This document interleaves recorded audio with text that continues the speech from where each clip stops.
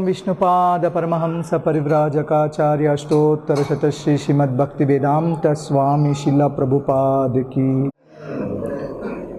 ग्रंथराज श्रीमद्भागवतम की नारायणं नमस्कृत्य नरं चैव नरोत्तमं देवीं सरस्वतीं व्यासं ततो जयमुदीरये शृण्वतां स्वकथाः कृष्णः पुण्यश्रवणकीर्तनः हृद्यन्तस्थो ह्यभद्राणि विधुनोति सुहृत्सतां नष्टप्रायेष्वभद्रेषु नित्यं भागवत सेवया भगवत्युत्तमश्लोके भक्तिर्भवति नैष्ठिकी ग्रंथराज श्रीमद्भागवतम की जय। ओम नमो भगवते वासुदेवाय। ओम नमो भगवते वासुदेवाय। श्रीमद्भागवतम ద్వాదశ స్కందం 3వ అధ్యాయం 45వ శ్లోకం. పుంసాం కలికృతాన్ దోషాన్ ద్రవ్యదేశాత్మ సంభవాన్ సర్వాన్ హరతి చిత్తస్థో భగవాన్ పురుషోత్తమః. పుంసాం కలికృతాన్ దోషాన్ ద్రవ్యదేశాత్మ సంభవాన్ సర్వాన్ హరతి చిత్తస్థో భగవాన్ పురుషోత్తమః. పుంసాం కలికృతాన్ దోషాన్ ద్రవ్యదేశాత్మ సంభవాన్ సర్వాన్ హరతి చిత్తస్థో భగవాన్ పురుషోత్తమః. పరీక్షిత్ మహారాజు భాగవతం పూర్తిగా విన్న తర్వాత ఆఖర్లో ఒక ప్రశ్న అడుగుతున్నారు. అది 16వ శ్లోకం ఈ అధ్యాయంలో.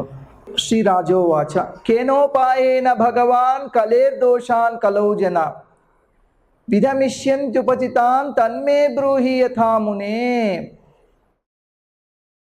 ఓ మహాముని శుకదేవ, కలియుగమందు మానవులు ఏ విధంగా కల్మషం నుండి తమల్ని తాము ఉద్ధరించుకోగలరు?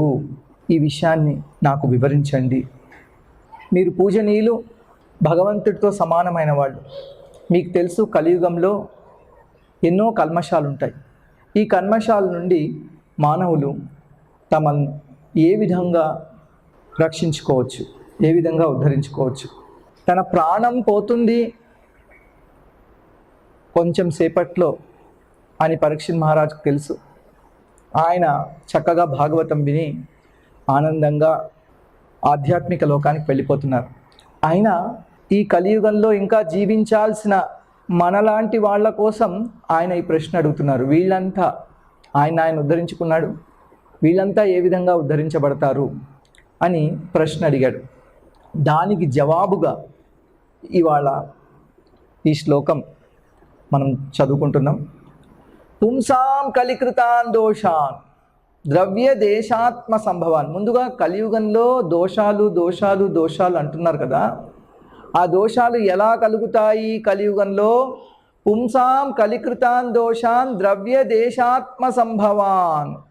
ఈ దోషాలు కలియుగంలో ద్రవ్యముల వల్ల, అంటే వస్తువుల వల్ల, పదార్థముల వల్ల, దేశం అంటే కాలము, దేశం అంటే ప్రదేశం వల్ల, అలాగే ఆత్మ సంభవ వ్యక్తుల వల్ల. అంటే ఈ కలియుగంలో వస్తువుల వల్ల, వ్యక్తుల వల్ల, ప్రదేశముల వల్ల అపవిత్రం జరుగుతుంది, కల్మషం జరుగుతుంది. మరి ఎలా అటువంటి కల్మషాన్ని పోగొట్టుకోవాలి అంటే సర్వాన్ హరతి చిత్తస్థో భగవాన్ పురుషోత్తమ. భగవంతుడు దేవాది దేవుడు పురుషోత్తముడు శ్రీకృష్ణుణ్ణి ధ్యానిస్తే, శ్రీకృష్ణుణ్ణి ఎవరైతే తమ చిత్తములో ధ్యానిస్తారో, తన చిత్తములో నిలుపుకుంటారో అటువంటి వాళ్లకు దోషాలు పూర్తిగా పోతాయి. ఇక్కడ జీవగోస్వామి వారు చెప్తున్నారు, భగవంతుణ్ణి చిత్తములో నిలుపుకోవడం అంటే భగవంతుడి యొక్క నామమును ఆరాధిస్తే, అంటే ఎప్పుడు భగవంతుడి యొక్క నామ సంకీర్తన చేస్తూ ఉంటే, భగవంతుడిని తలుచుకుంటూ ఉంటే ఈ దోషాలు పోతాయి. గత కొన్ని రోజులుగా మనం వార్తల్లో ఒక ముఖ్యమైన విషయాన్ని చూస్తున్నాం. ఏమిటి అంటే తిరుపతి లడ్డు కల్తీ అయింది. అందులో ఆ లడ్డు తయారు చేసేటప్పుడు గొడ్డు మాంసం, ఇంకా పంది కొవ్వు, జంతువుల అవశేషాలు, చేప నూనె ఇటువంటివన్నీ నెయ్యిలో కలిపి ఆ నెయ్యితోటి లడ్డూలు తయారు చేసి భక్తులకు పంచారు అని మనం వార్తల్లో వింటున్నాం. ముందుగా ఈ శ్లోకంలో చదివినట్టు మనం కలియుగంలో అనేక రకాలైన కల్మషాలు జరుగుతుంటాయి. ద్రవ్య దేశ ఆత్మ సంభవాన్, వస్తువులు కలుషితములవుతాయి, ప్రదేశములు కలుషితమవుతాయి, వ్యక్తులు కలుషితమవుతారు. వీళ్ళ వల్ల కల్మషం జరుగుతుంది. కొంతమంది పాపాత్ములు, కొంతమంది వ్యక్తుల వల్ల వాళ్ళు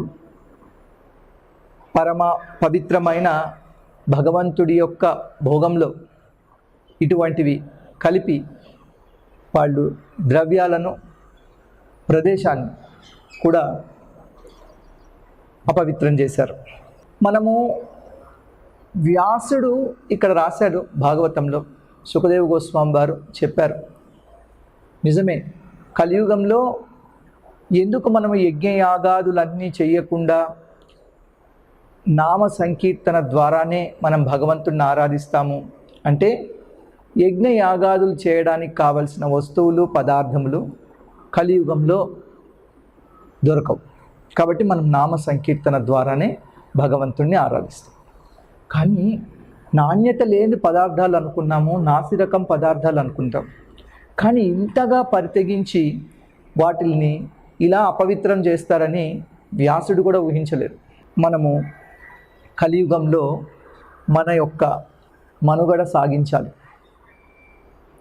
ఎలా మనము భగవంతుడిని ఆరాధించాలి చూడండి. మనం యజ్ఞయాగాదులు చేయకపోయినా నామ సంకీర్తన చేస్తాం, భగవంతుడికి భోగము నివేదించాలి, ఆ ప్రసాదాన్ని మనం అందరికీ వితరణ చేయాలి, మనం కూడా తీసుకోవాలి ప్రసాదాన్ని.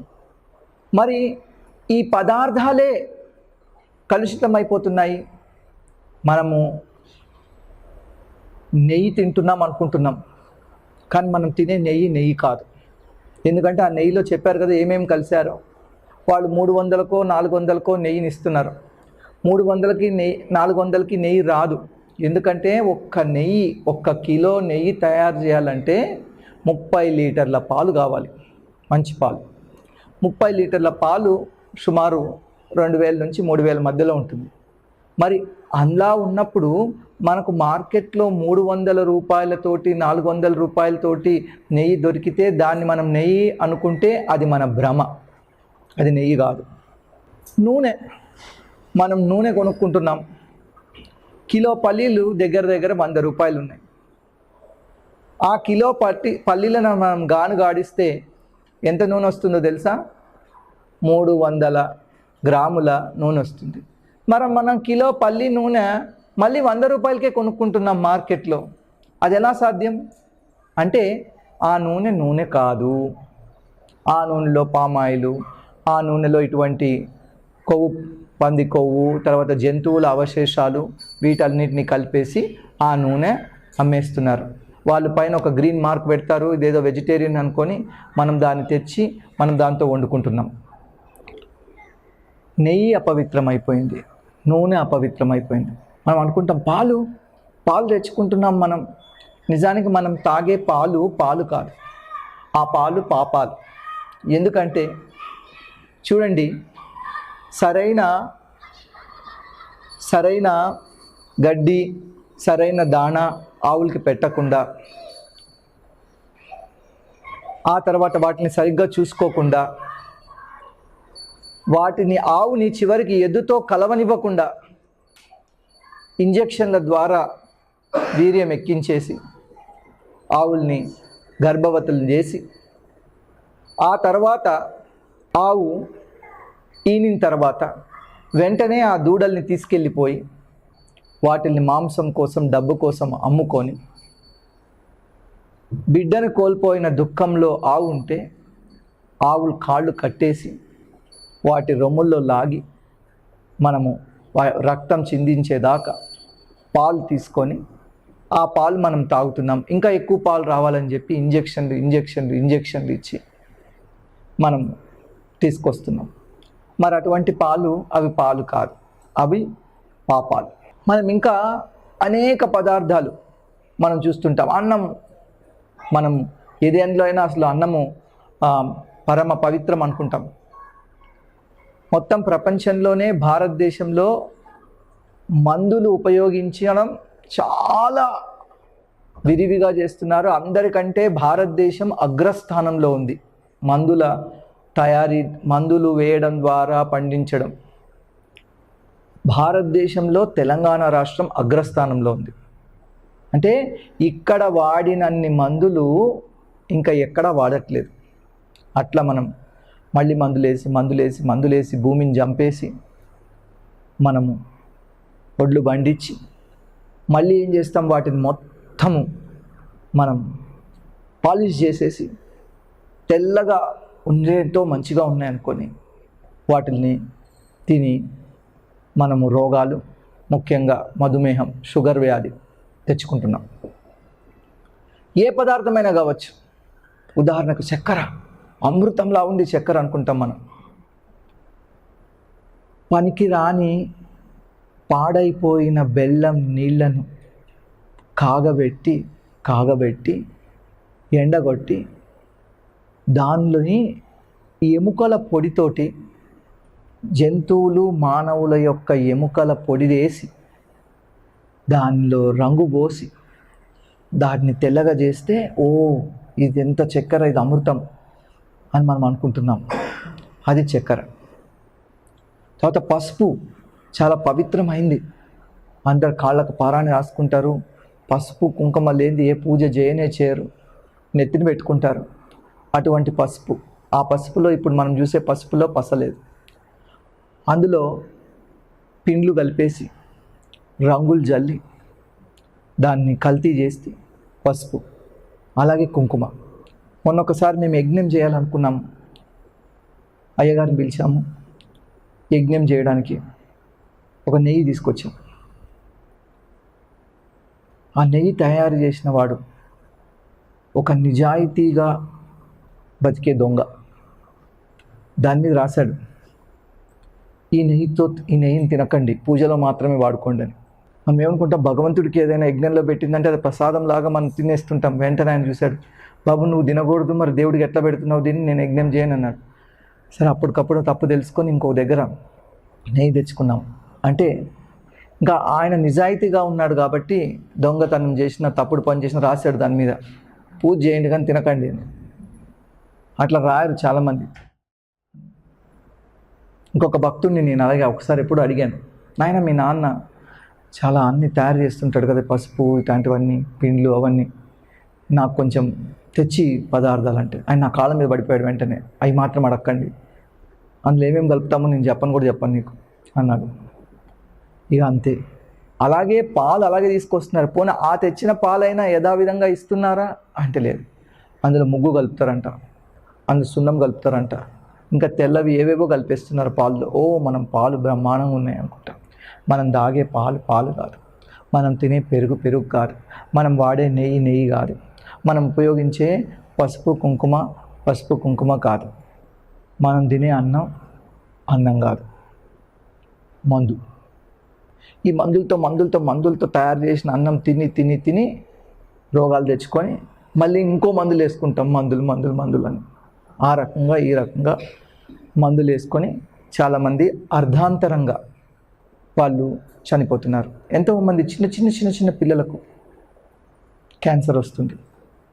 మనం అనుకుంటాం, నాకు ఒక భక్తుడి మధ్య మీకు తెలుసు, వాళ్ళ చిన్న అబ్బాయికి క్యాన్సర్ వచ్చింది. నాతో చెప్తున్నాడు ఏడుస్తూ, ప్రభు నేను ఎప్పుడూ అసలు నాన్ వెజే పెట్టలేదు పిల్లలకి, నేను ఎప్పుడో తిన్నాను, మానేశాను. అప్పటి నుంచి నేను పిల్లలు పుట్టిన తర్వాత అసలు ఎప్పుడు నాన్ వెజ్ పెట్టలేదు, ఓన్లీ వెజిటేరియనే పెట్టాను, ఓన్లీ ప్రసాదమే పెట్టాను, ఓన్లీ ఇవే చేశాను. ఇట్లా ఎట్లా అయింది అని అడుగుతున్నాను. ఎలా అయింది అంటే దీనివల్ల ఈ మూసీ పరివాహక ప్రాంతంలో పెరిగే కూరగాయలన్నీ అవి తింటే అన్ని రకాల రోగాలు వస్తాయి. ఒక ఆయన రీసెర్చ్ పేపర్ రాశాడు. ఆయన ఏం చేశాడు తెలుసా, ఎవరైతే ఈ మూసీ చుట్టుపక్కల ఉంటూ ఇక్కడ పండించే కూరగాయలు తింటున్నారో భాగ్యనగర వాసులందరూ, వాళ్ళకు అనేక రోగాలు వస్తున్నాయి. వాళ్ళ ఇంట్లో ఆడపిల్లలు 7 సంవత్సరాల నుంచి 9 సంవత్సరాల వయసు మధ్యలోనే అనేక మంది వాళ్లకు పుష్పవతులు అవుతున్నారు. అంటే మామూలుగా సహజంగా 11 సంవత్సరాలు 12 సంవత్సరాల తర్వాత రావాల్సిన వాళ్ళల్లో పెరుగుదల ముందే వచ్చేస్తుంది. దానివల్ల అనేక సమస్యలు వస్తున్నాయి. ఇంకా ఇవన్నీ తినడం వల్ల అనేక రోగాలు వస్తున్నాయి. మీరు ఇంతకీ చెప్పదలుచుకున్న విషయం ఏమిటి, మమ్మల్ని ఇంత భయపెడుతున్నారు అని మీరు అనుకోవచ్చు. నేను చెప్పదలుచుకున్న విషయం ఏమిటంటే, మనము భగవంతుణ్ణి మంచి వస్తువులతోటి పదార్థాలతోటి శుభ్రమైన ప్రదేశంలో సేవించాలి. ఆయనకు కల్తీ లేని కల్మషం లేని పదార్థాలను నివేదించి వాటిని మనం ఆహారంగా తీసుకోవాలి. అది ఎట్లా సాధ్యం? ఈ శ్లోకంలో కూడా చెప్పారు కదా, పుంసాం కలికృతాన్ దోషాన్ ద్రవ్య దేశాత్మ సంభవాన్. అంతా కలుషితమైపోయింది.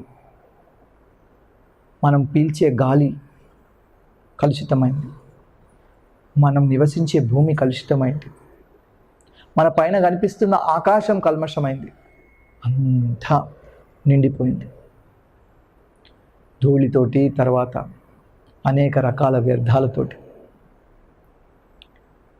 వర్షం పడిందేమో అనుకుంటాం మనం, ఆ వర్షం కూడా అనేక సార్లు అది పొల్యూషన్ రెయిన్, కలుషితమైన నీరు. అలాగే మనం గ్యాస్ అని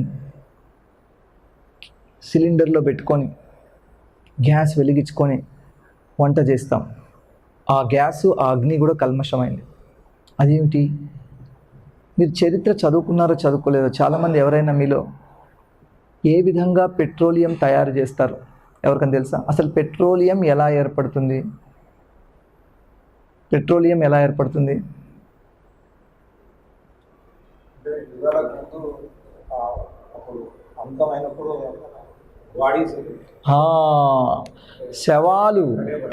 శవాలు కళేబరాలు ఇవన్నీ భూమి లోపల ఉంటే ఆ కుళ్ళిపోయిన శవాలు కళేబరాలు అవన్నీ పెట్రోలియంగా తయారైతే మనం భూమిని తవ్వి దాన్ని పైకి తీసుకొచ్చి ఆ పెట్రోలియం బై ప్రోడక్ట్స్ తోటి మనము ఈ గ్యాస్ తయారు చేసుకుంటున్నాం. ఈ మంట ఇది కూడా అపవిత్రమే. అందుకే పూర్వకాలంలో ఎలా వండుకునే వాళ్ళం అన్నం? కట్టెలతోటి బొగ్గులతోటి వండుకున్నాము. అంటే దాదాపుగా ఇంచుమించుగా మనం ఏదో బాగా మనము డెవలప్మెంట్ బాగా జరిగింది, నాగరికత పెరిగింది అని మనం చెప్పుకుంటున్నాం. కానీ నిజానికి మనం తినే తిండి, ఉండే ప్రదేశం అవేవి కూడా పవిత్రమైనవి కాకుండా అయిపోయింది. చూడండి, ఇక్కడికి వచ్చేసాం సిటీలకు, కింద ఉండే భూమి మనది కాదు, కింద ఫ్లాట్ మనది కాదు, పైన మనది కాదు, కింద పైన మనం కాదు, త్రిశంకు స్వర్గంలో కాదు, త్రిశంకు నరకంలో లాగా మనం మధ్యలో ఉండిపోయాం. అటుమంది కాదు, ఇటుమంది కాదు. సూర్యుడు కనిపించాడు, చంద్రుడు కనిపించాడు. నేను ఒకసారి కూకట్పల్లిలో ఒక బంధువుల ఇంటికి వెళ్ళాను. ఆ బంధువుల అబ్బాయి, పెద్దనాన్న మనము పార్క్కి వెళ్దామన్నాడు. సరే ఏదో పార్క్కి వెళ్దామంటున్నాడు కదా అని వాటితో పాటు పార్క్కి వెళ్ళాను. 4-5 కుండీలు పెట్టారు, ఒక పిచ్చి చెట్టు ఉంది, ఇది పార్క్ అన్నాడు. అసలు వాడికి పార్కు, చెట్లు ఇవి అంటే ఏమిటి తెలియదు. అంటే వాళ్ళు కేవలం కాంక్రీట్ జంగిల్ అంటారు కదా, ఈ పెద్ద పెద్ద బిల్డింగ్లు ఇవే చూశారు వాళ్ళు, అంతే తప్ప వాళ్ళకు సహజమైన వాతావరణం తెలియదు. మరి ఏమిటి మీరు ఇవన్నీ చెప్తున్నారు, సమస్యలే మళ్ళీ మళ్ళీ మళ్ళీ మళ్ళీ చెప్తున్నారు, కొంచెం భయపెడుతున్నారు, దీనికి ఏదైనా పరిష్కారం ఉందా, ఎలా మనం చేయాలి? ఇప్పటికి కూడా అవకాశం మించిపోలేదు. ఇప్పటికి కూడా మనకు అవకాశం ఉంది. అవకాశం ఏమిటంటే మనం వీలైనంత వరకు గ్రామీణ వాతావరణంలో నివసించాలి. అలాగే అక్కడ గ్రామీణ వాతావరణంలో మనం పొలం పండించుకోవచ్చు. మనమే మందులు వేయకుండా సేంద్రియ వ్యవసాయం చేసి, అంటే సహజమైన వ్యవసాయం, గో ఆధారిత వ్యవసాయం చేసి, ఆవు పేడ, గోమూత్రం ఇటువంటివన్నీ భూమి మీద జల్లి మందులు లేని పంటలు పండించి ఆహారం తీసుకోవచ్చు. కనీసం మనం పండించకపోయినా ఎవరైతే పండిస్తున్నారో వాళ్ళ దగ్గర మనం సేకరించవచ్చు, వాళ్ళ దగ్గర కొనుక్కోవచ్చు. అలాగే నెయ్యి కూడా మనకు స్వచ్ఛమైనది అని తెలిసిన చోటనే. నిజానికి ప్రతి ఒక్కళ్ళు ఆవులు ఇంట్లో పెట్టుకొని పాలు, పెరుగు, నెయ్యి తయారు చేసుకోవడం ఉత్తమమైన పద్ధతి. లేదంటే కనీసం తెలుసుకొని, ఎవరైనా 300కి అమ్ముతున్నారంటే అది ఖచ్చితంగా మోసం అని మీకు తెలియాలి. అది ఆ బ్రాండ్ కావచ్చు, ఈ బ్రాండ్ కావచ్చు, స్వామీజీ బ్రాండ్ కూడా అయ్యుండొచ్చు. కానీ అది కూడా మనం నమ్మలేం, ఎందుకంటే అంత తక్కువకి ఎలా వస్తుంది, మనకు అది సాధ్యం కాదు. అలాగే ముఖ్యంగా నూనె కూడా మనము గానుగ నూనె తెచ్చుకోవచ్చు. ఇంకా దానిలో ఖరీదైన మోసం ఉంది. చాలామంది ఏం చెప్తున్నారు, ఇది గానుగ నూనె ఇస్తున్నామని చెప్పి ఆ 100 రూపాయల నూనె మళ్ళీ ఒక డబ్బాలో పోసి 300కి ఇస్తున్నారు. గానుగ నూనె అంటే మీరే పల్లీలు తీసుకెళ్ళి, మీరే నువ్వులు తీసుకెళ్ళి అక్కడ కొద్దిసేపు ఉండి, ఇదివరకు ఎలా పట్టించుకున్నారో అలా పట్టించుకొని అది తెచ్చుకోండి, అప్పుడే అది నూనె. ముఖ్యంగా భగవంతుడికి మీరు ఏదైతే నివేదిస్తున్నారో, ఏదైతే ప్రసాదంగా ఇస్తున్నారో అన్నీ అట్లా తీసుకురండి. అలాగే చక్కెర కూడా, చక్కెరను, ఈ తెల్ల చక్కెరను, వైట్ షుగర్, దీనిని పూర్తిగా వదిలేయండి. అప్పుడు చాలా రోగాలు తగ్గిపోతాయి. మరి అదేంటి, మధురం లేకుండా ఎలా, తీపి లేకుండా మనము ఉత్సవాలు జరుపుకోవాలి, ఎలా చేయాలి? బెల్లం తినచ్చు. ఆ బెల్లం కూడా మామూలుగా మందు లేకుండా పండించిన చెరుకు, సరైన పద్ధతిలో తయారు చేసిన ఆ బెల్లాన్ని తీసుకోవచ్చు. అటువంటి దాన్ని మనం, లేకపోతే మిస్త్రీ అంటారు కదా, కలకండి, దాన్ని ఉపయోగించి మనము తీపి పదార్థాలు తయారు చేసుకోవచ్చు. లేదంటే ఖర్జూరాలు, ఆ ఖర్జూరాలతోటి మనము వాటిని కలిపి వాటి ద్వారా తీపిని మనం తీసుకోవచ్చు. అంతేగాని చూడండి, ఈ తెల్లగా ఉన్నది ఏదైనా, తెల్ల షుగర్ కావచ్చు, తెల్ల అన్నం కావచ్చు, తెల్ల పిండి మైదా కావచ్చు, ఇవన్నీ కూడా తెల్లోళ్ళ దగ్గర నుంచి వచ్చాయి, ఇవి మనవి కాదు. మనం గోధుమలైనా సరే మనం వెళ్ళి పిండి మరల దగ్గర వెళ్ళి అక్కడ వేయించుకొని అక్కడే ఉండి వేసేటప్పుడు తెచ్చుకోవాలి. ఇది పద్ధతి. ఇలా చేస్తే, ఎప్పుడైతే మనం ఇలా చేస్తున్నామో మనల్ని చూసి మిగతా వాళ్ళు కూడా నేర్చుకుంటారు. దయచేసి వెంటనే మీ ఇంట్లో ముఖ్యంగా ఇవన్నీ ఆపేసేయండి. ఇంకొకటి, చాలామంది ఆర్గానిక్ కొనుక్కుంటున్నామంటారు. అది కూడా మనం సరైన ప్రదేశంలో సరైన వ్యక్తుల ద్వారా కొనుక్కోకపోతే దానిలో ఇంకా మోసం ఏంటంటే, డబ్బులు ఎక్కువ ఇచ్చేసి మనం మళ్ళీ నాసి రకం, నాణ్యత లేని పదార్థాలు కొనుగోలు చేస్తున్నాం. కాబట్టి ఎవరైతే మందు లేకుండా పండిస్తున్నారో డైరెక్ట్గా రైతుల దగ్గర కొనుక్కోవడము, లేకపోతే మనమే దగ్గరుండి ఈ పిండ్లు ఇట్లాంటివి అయితే మనమే పట్టించుకోవడము, అది శ్రేయస్కరం. మనం అది చేయకపోతే ఇంకా చాలామంది ఏం చేస్తున్నారంటే పెరుగు, ఒకప్పుడు అందరు కూడా ఇంట్లోనే పాలు కాగబెట్టి తోడేసుకొని పెరుగు తయారు చేసుకుంటున్నారు. ఇప్పుడు ఎవరు చాలామంది చేయట్లే, పెరుగు కూడా కొనుక్కొచ్చేస్తున్నారు. దానిలో ఇంకేమేమి వేస్తున్నారో చెప్పలేము మనం. పెరుగుని చాలా కమ్మగా తీయగా ఉందనుకుంటున్నారు. లేదు, అది పెరుగు కాదు.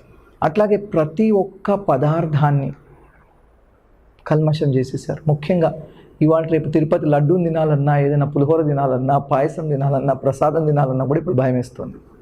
కాబట్టి ఎక్కడైతే మనకు ఖచ్చితంగా తెలుసో అటువంటి ప్రదేశాల్లోనే మనం ప్రసాదం స్వీకరించాలి. ఇంకొకటి, మన మందిరాల్లో ముఖ్యంగా మనము ఇటువంటి పదార్థాలను వెంటనే మనం మానేయాలి ఉపయోగించడం.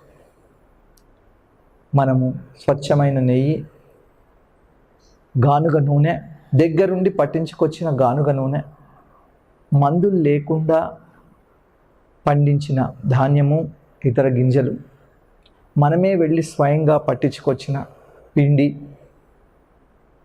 పసుపు కొమ్ములతో తయారు చేసుకున్న పసుపు, ఇవే మనం వాడాలి. ఒకవేళ మాకు అంత సమయం ఎక్కడుందండి, ఎక్కడికి పోవాలి, ఇవాళ రేపు ఇవన్నీ దొరకట్లేదని, కనీసం మనం ఎలక్ట్రిసిటీ వాడినా పర్వాలేదు. ఇప్పుడు టేబుల్ టాప్ ఆయిల్ మెషిన్స్ వచ్చేసాయి, మీరు ఇంట్లో కూర్చొని దానిలో వేసుకొని, కనీసం అది ఎలక్ట్రిసిటీ వాడినా కానీ అది కోల్డ్ ప్రెస్డ్ ఆయిల్ కాకపోవచ్చు, అయినా కానీ అది ఆయిల్, అది పర్వాలేదు. వీలైనంత వరకు ఇవన్నీ మానేసి ఎప్పుడైతే మనము స్వచ్ఛమైన పదార్థాలు మనం ఉపయోగిస్తున్నామో మన యొక్క చిత్తము, మనస్సు కూడా శుద్ధి అవుతుంది. ఆహారం శుద్ధి అయితే మనస్సు శుద్ధి అవుతుంది. ఎప్పుడైతే మనస్సు శుద్ధి అవుతుందో అప్పుడు పురుషోత్తముడు భగవంతుడిని మనము తలుచుకోవచ్చు. సర్వాన్ హరతి చిత్తస్థో భగవాన్ పురుషోత్తమ. ఇంకా మనకు కొన్ని మనం మార్చగలం, కొన్ని మనం మార్చలేము. పూర్తి నాణ్యత నాసిరకం కలియుగంలో దొరకకపోవచ్చు. ఇప్పుడు కొన్ని రకాల గింజలు ఇప్పుడు భారతదేశంలోనే లేవు. కొన్ని రకాల బ్రీడ్స్ అవి భారతదేశంలో వెళ్ళిపోయాయి. ఇప్పటికి మీకు తెలుసో లేదో, మన స్వాతంత్రం రాకముందు మన దేశంలో ఒక ఎద్దును బ్రెజిల్ దేశానికి పంపించారు. వాళ్ళకు ఒక ఎద్దు కావాలి అంటే సంతతి పెరగడానికి. ఆ ఎద్దు, ఒక్క ఎద్దు వల్ల, దాని పేరు కృష్ణ, ఆ కృష్ణ అని పేరున్న ఆ ఎద్దు వల్ల ఇప్పుడు అక్కడ లక్షలాది ఎద్దులు తయారయ్యాయి. ఆ ఆవులన్నీ కూడా, ఆ ఎద్దుకు పుట్టిన ఆవులన్నీ కూడా మంచిగా 20 లీటర్ల పాలు ఇస్తున్నాయి ఆ గిర్రెద్దు బ్రెజిల్ దేశంలో. కానీ మన దేశంలో ఇవాళ అటువంటిది పోయింది. మనం అనుకుంటాం ఆవులు ఎందుకు పాలు ఇవ్వట్లేదని. ఆవుల్ని మనం సరిగ్గా పోషించట్లేదు, సరిగ్గా సేవించట్లేదు, సరిగ్గా ఆవులకి మనము చూసుకోవట్లేదు వాటి బాగోగులు. అందుకే ఆవులు భయభ్రాంతుల్లో జీవిస్తున్నాయి. అట్లా భయభ్రాంతుల్లో జీవిస్తున్న ఆవులు సరైన పాలు ఇవ్వవు. వాటిని ఆనందంగా ఉంచితే, స్వేచ్ఛగా తిరగనిస్తే మంచిగా ఉంటాయి, మాట వింటాయి, పాలిస్తాయి మంచిగా. అటువంటి పాలు తీసుకోవడం వల్ల అది గొప్ప పోషక పదార్థం. మనకు భౌతికంగా, ఆధ్యాత్మికంగా కూడా మంచి జరుగుతుంది ఆవు పాలు తీసుకోవడం వల్ల. కాబట్టి నేను ఏం చెప్పదలుచుకున్నాను అంటే, ఇప్పటికి కూడా మనకు అవకాశం ఉంది. మనం మూర్ఖంగా ప్రవర్తించకూడదు. గమన శక్తి మనిషికి పెరిగింది, ఎక్కడెక్కడో తిరుగుతున్నాడు కాబట్టి గమనించే శక్తి తగ్గిపోయింది. ఏది పడితే అది ఒక సూపర్ మార్కెట్కి వెళ్ళడం, కొనుక్కురావడం, వాటిని ఉపయోగించడం, వాటిని తినడం మనం చేసేస్తున్నాం. అట్లా చేయకూడదు. మనము మన కోసం కాదు, మన కుటుంబం కోసం, సమాజం కోసం భగవంతుడికి నివేదించి మనము మంచి పదార్థాలు మనం వాటిని ఆహారంగా తీసుకోవాలి. చూడండి, మీకు తెలుసో లేదో, 1857వ సంవత్సరంలో సిపాయి తిరుగుబాటు జరిగింది. ఎందుకు జరిగింది ఆ తిరుగుబాటు? దానికి ముఖ్యమైన కారణం ఏమిటి? చాలామంది భారతీయుల్ని ఆంగ్లేయులు సైన్యంలో చేర్చుకొని తూటాను కొరికి వాడాలి, తూటా ఉపయోగించాలంటే సైన్యంలో ఆ తూటాకు ఆవు కొవ్వు రాశారు. ఆవుల్ని చంపేసిన ఆ కొవ్వును వాటికి రాశారు. అంటే వీళ్ళు దాన్ని తినాలి, ఉపయోగించాలంటే నోట్లో పెట్టుకోవాలి అని ఉండడం వల్ల ఆ తూటాలు ఉపయోగించాలంటే దానివల్ల ఈ సిపాయి తిరుగుబాటు అనేది మొదలైంది. నిజాంని తీవ్రంగా వ్యతిరేకించడానికి కారణం గోవధ, ఆవుల్ని చంపడం వల్ల. మన తాత ముత్తాతలు ఇవన్నీ చేశారు, ప్రభుత్వాలు మార్చారు, వాళ్ళు విజయం సాధించారు. మనం మాత్రం ఇది నాకు సంబంధం లేదులే, తిరుపతి లడ్డు కల్తీ అయింది, లేకపోతే ఇంకొక చోట ప్రసాదం అపవిత్రమైంది, ఇంకొక చోట ఇలా జరుగుతుంది, దీనిలో నాకు సంబంధం లేదు, నాకు బాధ్యత లేదని మనం ప్రవర్తిస్తుంటే అది తప్పు. అలాగని మనం మానేద్దాం దీన్ని, ప్రసాదమే తీసుకోవద్దు అని. అయ్యో మనము పుణ్యక్షేత్రాలకు వెళ్లకుండా ఎలా ఉంటాం, ప్రసాదం తీసుకోకుండా ఎలా? ఆ వ్యవస్థను మనము కూలంకషంగా నిర్మూలించాలి. సరైన వ్యవస్థ వచ్చేటట్లు మనం చేయాలి. మనం ఈ విషయం గురించి చర్చించాలి. మనము ప్రభుత్వాలతో సంప్రదింపులు చేయాలి. అందరం కలిసికట్టుగా ఉండాలి. మనం ఈ వ్యవస్థ మారేటట్లు మన వంతు తోడ్పాటు మనం చేయాలి. అలాగే మనం ఓటు వేసేటప్పుడు మనం గుర్తుపెట్టుకోవాలి, ముందు ఓటు వేయాలి, సరైన వాడికి ఓటు వేయాలి.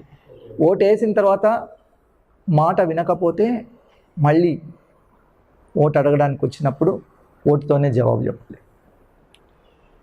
మనం అది చేయకపోవడం వల్ల ఇవాళ చూడండి, ఇంకొక మందిరంలో ఎక్కడైనా, ఇంకొక అన్య మతస్థుల ప్రార్థనాలయాల్లో ఎక్కడైనా ఇటువంటి తప్పు జరిగితే ఓహో ప్రపంచం అంతా కూడా అట్టుడికిపోయేది.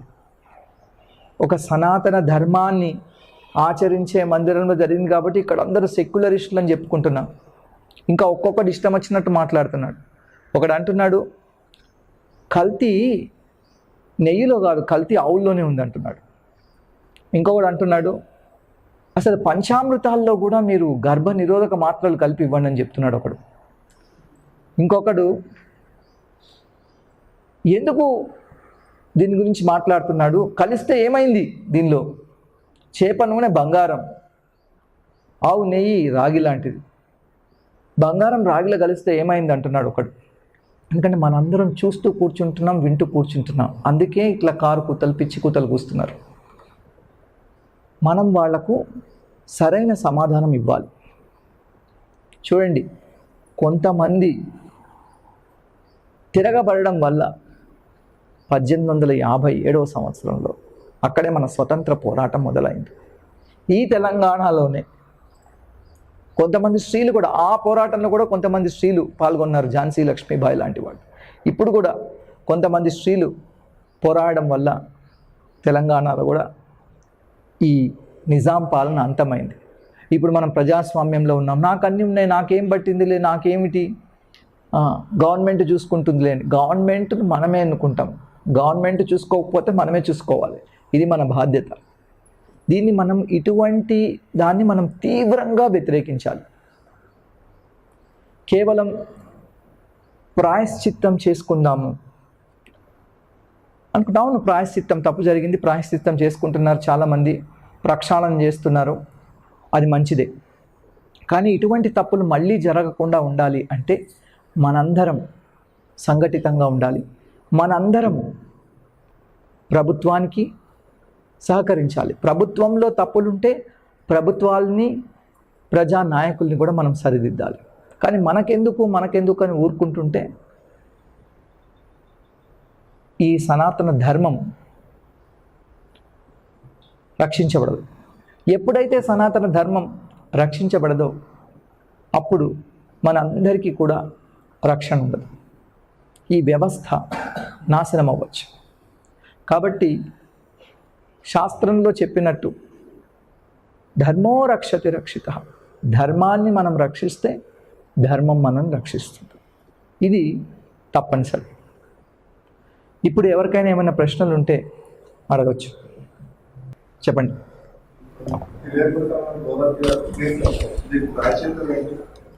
తెలియకుండా మనము ఇప్పుడు ఎద్దు మాంసంతో ఉన్న ఈ లడ్డూలు ఇవి తీసుకున్నాము, దీనికి ప్రాయశ్చిత్తం ఏమిటి? అదే ఇవాళ చెప్పాను నేను. ఇవాళ చెప్పిన శ్లోకం అదే. పుంసాం కలికృతాన్ దోషాన్ ద్రవ్య దేశాత్మ సంభవాన్ సర్వాన్ హరతి చిత్తస్థో భగవాన్ పురుషోత్తమ. ఏమిటి? కలియుగం నందు ద్రవ్యములు, దేశములు, వ్యక్తులు అన్నీ కూడా అపవిత్రములై ఉంటాయి. అయినా కూడా చిత్తమునందు భగవంతుణ్ణి నిలుపుకున్న వాళ్ళు జీవితం నుండి, వాళ్ళ యొక్క జీవితం నుండి అటువంటి కల్మషాన్ని ఆ భగవంతుడే తీసివేస్తాడు. కాబట్టి మనకు తెలియక చేసిన అపరాధం ఇది. కాబట్టి మనం భగవంతుడి యొక్క నామాన్ని ఉచ్చరిస్తే, మనం ఈ పాపం నుంచి విముక్తులవుతాం. ఇంకొకటి, ఒకసారి తెలిసినా ఈసారి మళ్ళీ కావాలని చేస్తున్నాం అనుకోండి, అది నామాపరాధం. అట్లా చేయకూడదు. తెలియక చేసిన దాన్ని భగవంతుడి యొక్క నామం జపిస్తే పోతుంది. అంతేగాని మళ్ళీ ఆ తప్పులు చేస్తూ భగవంతుడి యొక్క నామం జపం చేయాలనుకుంటే అది నామాపరాధం అవుతుంది. హరే కృష్ణ.